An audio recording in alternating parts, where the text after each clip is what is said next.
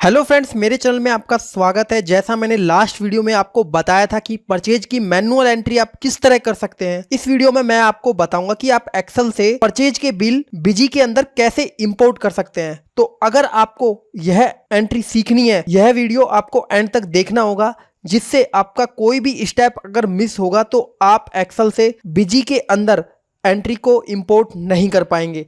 फिर आपके पास एरर आएगा, फिर आप कमेंट सेक्शन में मुझे बोलेंगे कि सर ये काम नहीं कर रहा है। इसीलिए वीडियो का कोई भी स्टेप आपको मिस नहीं करना है, कोई भी सेटिंग आपको मिस नहीं करनी है और वीडियो को एंड तक देखना है।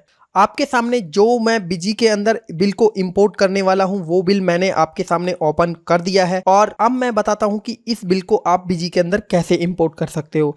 मैनुअल एंट्री मैंने लास्ट वीडियो में बता दी थी, अब मैं बताने वाला हूं आपको एक्सेल से कैसे इंपोर्ट कर सकते हैं। तो सबसे पहले आपको क्या करना है, सबसे पहले ये सारे आइटम हैं वो बिजी के अंदर बना लेने हैं। अगर आपको यह बनाना नहीं आता है तो मेरी लास्ट वीडियो जो परचेज मैनुअल करके थी उसमें भी मैंने बताया था।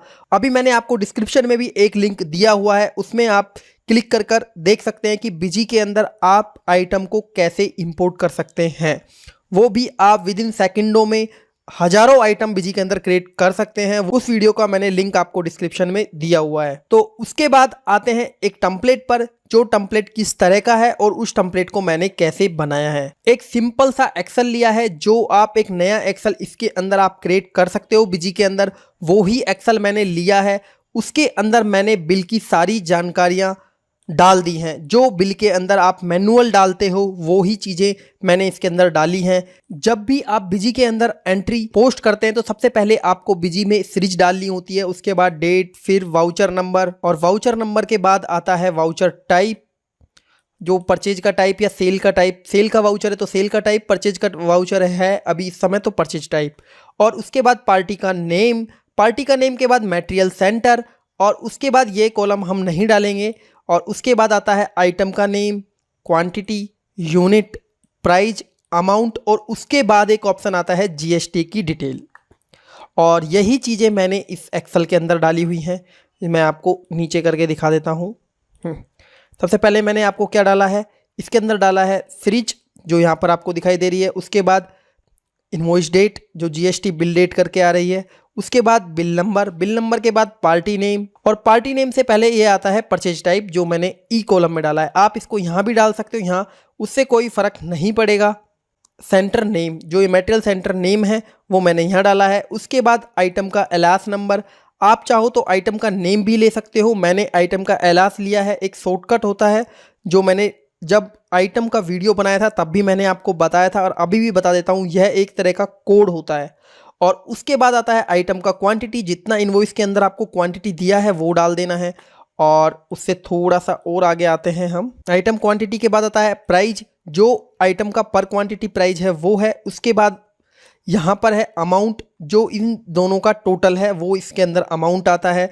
जैसे 30 क्वांटिटी 35 रुपये पर क्वांटिटी, 35 मल्टीप्लाई बाई 30 तो ये हो गया 1050। 35 को 30 से गुणा करेंगे तो 1050 आ जाएगा। इसके बाद यहाँ आता है आइटम का डिस्क्रिप्शन, डालना चाहे तो डाल सकते हो, नहीं डालना है तो कोई प्रॉब्लम नहीं है। उसके बाद जीएसटी, सीजीएसटी का परसेंटेज आएगा, सीजीएसटी का अमाउंट, एसजीएसटी का परसेंटेज आएगा, एसजीएसटी का अमाउंट। ये हो गया, मैंने इसका आपको फॉर्मेट बता दिया है। अब मैं बताता हूँ, इसमें आपको यहाँ पर डालने में कुछ भी प्रॉब्लम नहीं आएगी। यहाँ तक ये सारी चीज़ें आपको बिल के अंदर मिल जाती हैं, जैसे पार्टी नेम हो गया, बिल डेट हो गया और जीएसटी बिल डेट हो गई। उसके बाद मटेरियल सेंटर, जो आपका है मेन स्टोर है तो मेन स्टोर डाल सकते हो। उसके बाद नेक्स्ट कॉलम आता है आइटम का नेम, वो आपको बिल में मिल जाएगा। जैसे ये आइटम का है नेम है, ये मैंने सारे आइटम के कोड बनाए हुए हैं वो मैंने इसके अंदर डाल दिए हैं। उसके बाद आता है आइटम की क्वांटिटी, जो बिल के अंदर आपको मिल जाती है। और उसके बाद आता है प्राइस, ये प्राइस भी आपको बिल के अंदर मिल जाएगा। जब आइटम बनाओगे तब भी आप प्राइस डाल सकते हो, वो भी है, लेकिन आपको यहाँ पे भी प्राइस डालना ज़रूरी है। जो भी आइटम का प्राइस है वो डाल दीजिए। उसके बाद आपको क्या करना है, उसके बाद आपको इक्वल लगाना है और एच सेल को सिलेक्ट करना है, एच सेल की 2 1 को। तो हमको 30 को और 35 को गुणा करना है, तो स्टार का फॉर्मूला लगा के इसके बाद 35। अब आप यहाँ फॉर्मूला देख लीजिए, हमने यहाँ पर सेल लिया है 30 मल्टीप्लाई बाई 35 और इसको मल्टीप्लाई करके एंटर कर देंगे और इसको नीचे तक ड्रैग कर देंगे। बहुत आसानी से ये हमने बना दिया। ये बन गया है टोटल क्वांटिटी का अमाउंट। अगर यहाँ पर एक क्वांटिटी डालेंगे तो ये 35 हो जाएगा और 30 क्वांटिटी डालेंगे तो 1050। उसके बाद जीएसटी का रेट आपको खुद को एंटर कर देना है। जीएसटी का जो सीजीएसटी का रेट होगा वही एसजीएसटी का रेट होगा, तो हमें बस एक बार ही डालना है।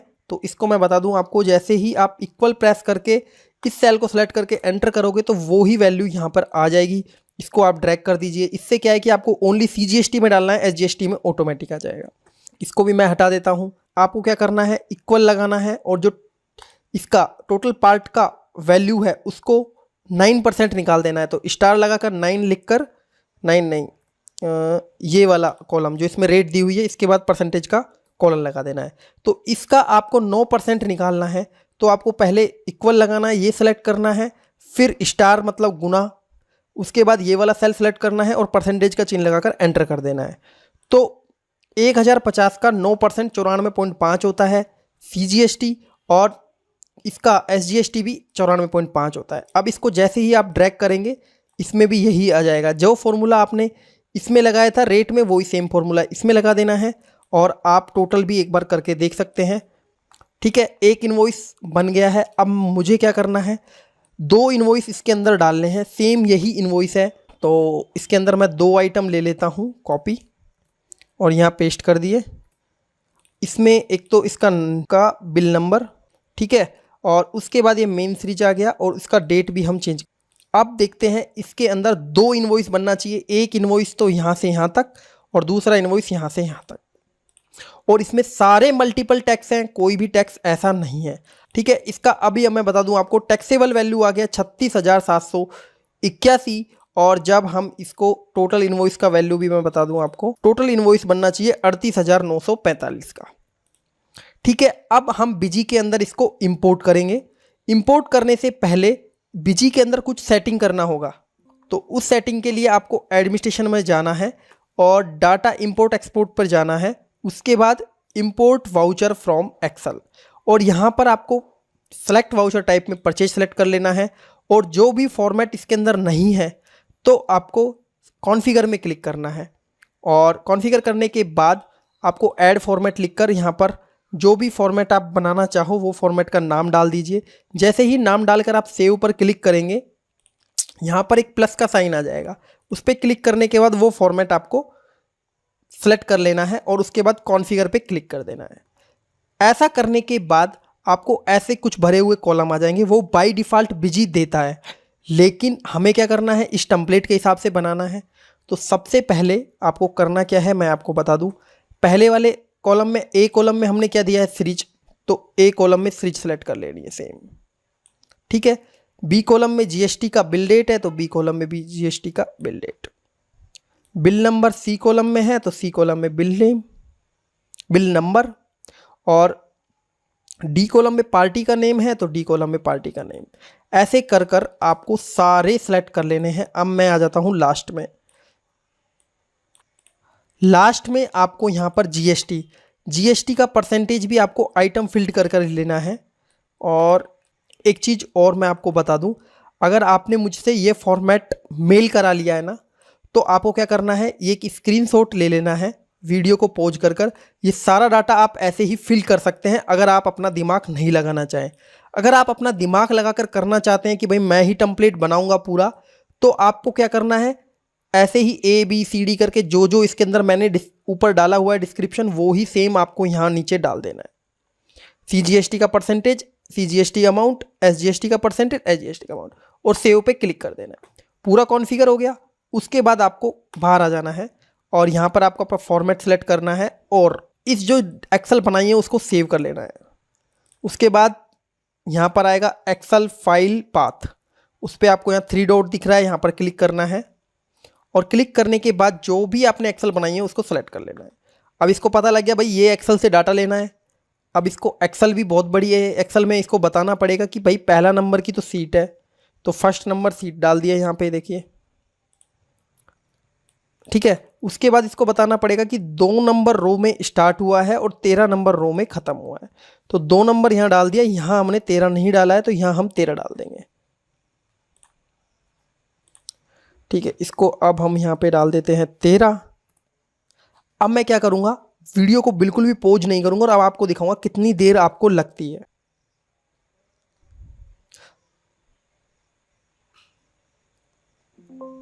दो वाउचर बिजी के अंदर हमने बना दिए हैं, सक्सेसफुली हो गया है, मैसेज भी आ गया है। अब हमें सेकंड क्या रह जाता है, हमें चेक करना है।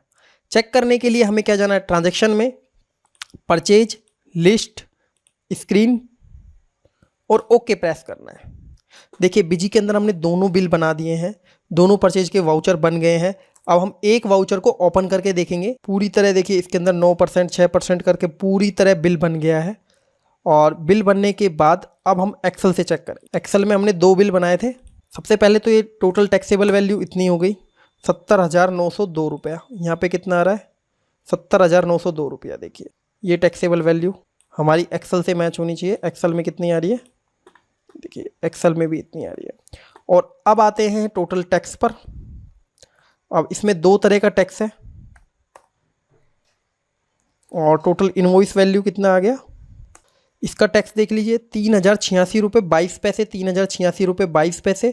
और उसके बाद टोटल इनवॉइस का वैल्यू इसके अंदर आ रहा है 76,974 रुपये 80 पैसे, 76,974 रुपये 80 पैसे। पूरा टोटल मैच हो गया है इनवॉइस ये वाला। उसके बाद नेक्स्ट आते हैं दूसरे इनवॉइस पर जो हमने बनाया था। इसका टैक्सेबल वैल्यू 36,981 रुपया है और इस पर टैक्स आ गया है CGST और SGST। और अब हम इसका टोटल करके देखते हैं एक बार। टोटल आ गया है 38,945 रुपया 68 पैसा। अब दूसरा इनवॉइस भी देखते हैं, 38,945 रुपया 68 पैसा। टैक्स भी इसके अंदर आ गया है। अब एक बार इसका प्रिंट प्रीव्यू भी देख लेते हैं किस तरह का आता है इसमें प्रिंट प्रीव्यू। इस तरह का प्रिंट प्रीव्यू आपको दिखाई दे रहा है। उसमें भी टैक्सेबल वैल्यू भी आ गई है, टोटल टैक्स भी आ गया है और अमाउंट भी आ गया। आपको यह एंट्री समझ में आ गई होगी कि आप एक्सेल से बिजी के अंदर कैसे इंपोर्ट कर सकते हैं परचेज इनवॉइस को। जो नेक्स्ट बचता है वो बचता है IGST का। तो आप इसमें क्या कर सकते हैं, IGST का मैं आपको नेक्स्ट वीडियो में बताऊंगा कि आप IGST का परचेज इनवॉइस कैसे कर सकते हैं। और एक ऐसा टेम्पलेट मैं आपके लिए नेक्स्ट वीडियो में लेके आऊँगा जिसमें आप SGST, CGST वाले बिल भी डाल सकते हैं उसी टेम्पलेट से और IGST के बिल भी डाल सकते हैं। अगर आपको इस वीडियो में कुछ भी समझ में नहीं आया है तो आप मुझे कमेंट सेक्शन में टाइप करके बता दीजिए कि सर इसमें ये प्रॉब्लम आ रहा है। अगर आपको यह वीडियो अच्छी लगी है तो वीडियो को लाइक कर दीजिए, चैनल को सब्सक्राइब कर लीजिए और मिलते हैं अब बिजी की नेक्स्ट वीडियो में। मैं ऐसी ही वीडियो लाकर आपके जो टाइम सेव है, जो एंट्री आप करते हैं बिजी के अंदर, उसके अंदर आपका बहुत सारा टाइम बच जाएगा आप अगर इन वीडियो को देखते हैं तो। ऐसी ही वीडियो चाहिए तो आप चैनल को सब्सक्राइब कर लीजिए। ऐसी ही वीडियो मैं आपके लिए लाता रहता हूँ। अब मिलते हैं बिजी की नेक्स्ट वीडियो में, तब तक के लिए बाय बाय।